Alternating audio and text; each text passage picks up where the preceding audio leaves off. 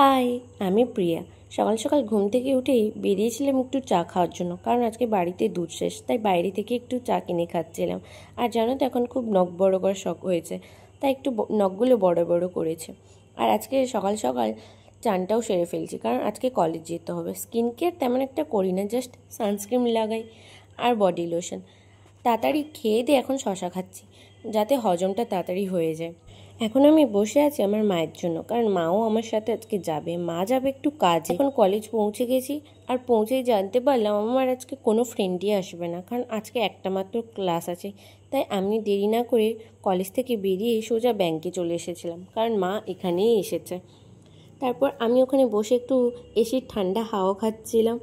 তারপর কিছুক্ষণ বসে থাকার পরে মায়ের কাজ হতে দেরি হবে বলে আমাকে মা বললো বাড়ি চলে যেতে। আমি বাড়ি এসেই দেখি আমার কয়েকটা পার্সেল এসেছে, তো আমি পার্সেলগুলো রিসিভ করে নিলাম।